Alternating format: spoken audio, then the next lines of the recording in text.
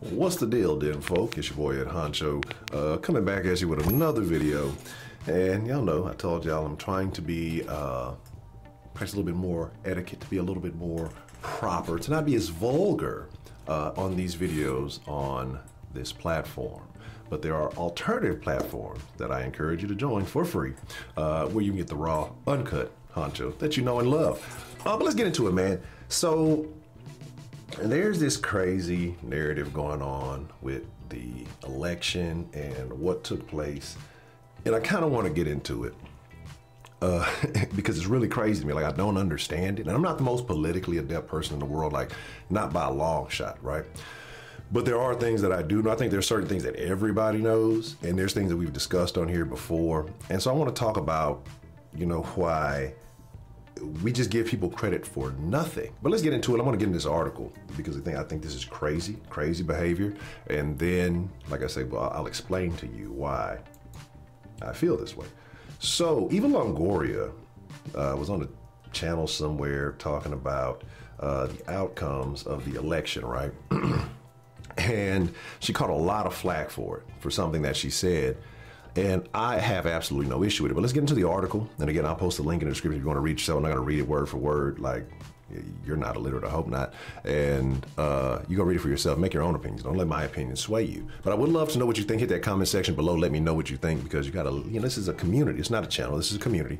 And I really do value your opinions. And make sure you join the Discord. The link will be in the description below too, because it goes down in the Discord. You don't want to miss that.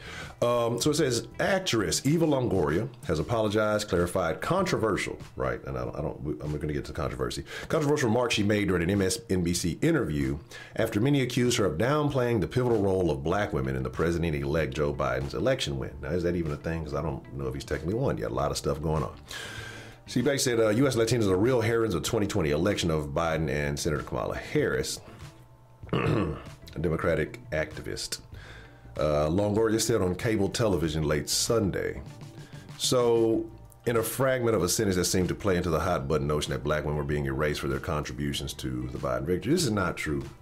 And I honestly think that black women are being given too much credit for this situation. I'm going to explain why. I'm going to tell you exactly why I feel like they're getting too much credit. It's a very simple situation, right?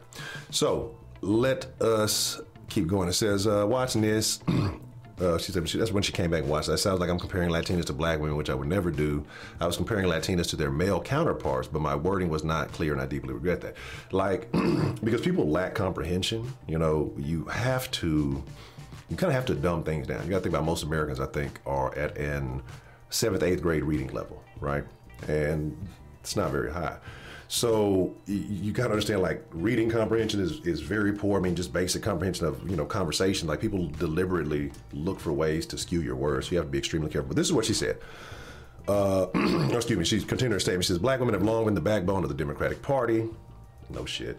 See, and I try not to cuss, and you see what I'm saying? I'm really working on it. I promise I'm really working. I'm not gonna edit this video. I don't have time. I'm really working on it. It's difficult. But if you want me, like I say, if you want the real, you know, go join the OnlyFans /Ed Honcho. It's free. Go join it. Or I think it's 10 cents. OnlyFans might charge you 10 cents. I'm not charging anything. Blame OnlyFans. Pay the 10 cents. It's going to be worth it.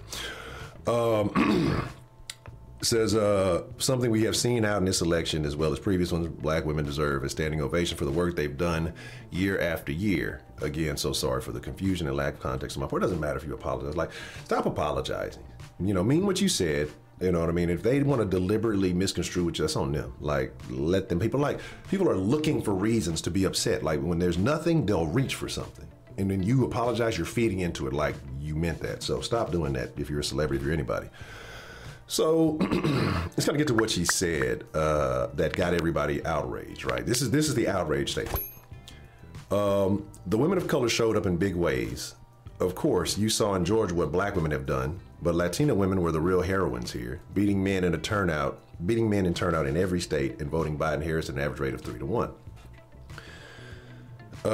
And so she said that, and I'm gonna scroll down. Like I said, I'm not gonna get all that. They quoted her thing, and you know, again, you see how they quote you, right? They quote you on purpose. And what they did here, it says the women of color showed in big ways. Of course, you saw in Georgia what black women have done, but Latino women are real heroines. So they cut that shit to make it, I'm trying, I promise. They cut it to make it look like she was disparaging black women, which absolutely was not that. And people are not going to go read. They're not even going to read this, or they're not going to read anything. They're not going to read about anybody apologizing. They're just going to believe what they want to believe.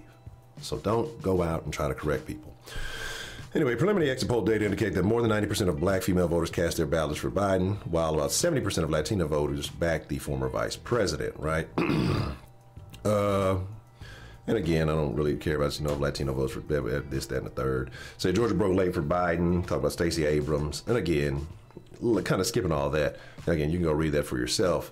Now, somebody says, now there is where she is, Rosa Clemente, right? First black Puerto Rican vice presidential candidate when she ran along with Cynthia McKinney for Green Party in 2008. So she says, I don't understand why we can't just say it's African-American women that delivered this election. I'm really not trying to hear that you don't know better. You know better.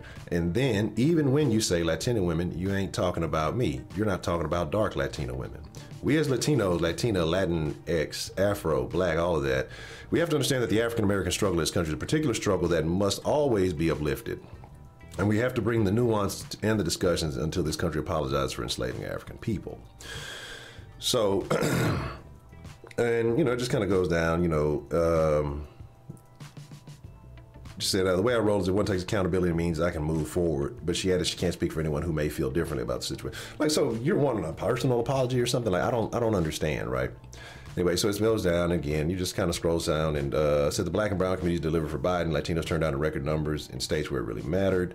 And again, there's nothing wrong with being proud of, what your demographic did if that's what you're proud of. And so this is what kills me. Stop erasing the work of black women. Ilhan Omar. You know what I mean? Like I say, and it just kind of goes on. I'm not going to read all that. People saying she should apologize and all these things. Like I say, some Latinos are black women. I mean, it's all kind of different things. And so what I'm saying is when you get into this intersectionality, especially in politics, especially with all of the just options that are out there, you're going to always offend somebody. So F them.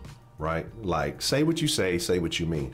But this is what bothers me. When I would say that people are giving credit to black women and brainwashing black women who are already well brainwashed. And when I say that is, what did black women do differently that they've done? What did they do differently this election than any other? Absolutely nothing. And again, this is like one of them weird black excellence things. You get black excellence for doing basic stuff. Black women have always been voting in heavy numbers for the Democratic Party. Nothing's changed. And they want credit for what? Just because pseudo-black vice president, whatever woman is like, all of this credit, it bothers me that, people are just, you want credit for nothing. You do what you've always done and you feel like, oh, we're the backbone of this. You don't got the numbers to be that big of a factor. Like, yeah, you can sway it, right? But you didn't really change the game. Because if that was the case, why didn't that happen in 2016 when all the black women were blaming white women for voting for Trump? So if you had the power, black women, to control the election, why were so many of you angry and blaming white women for Trump in 2016? Because you don't have that power. Blacks as a whole, frustrate me when it comes to, the voting bloc. And the reason why, am I saying blacks should not ever vote Democratic?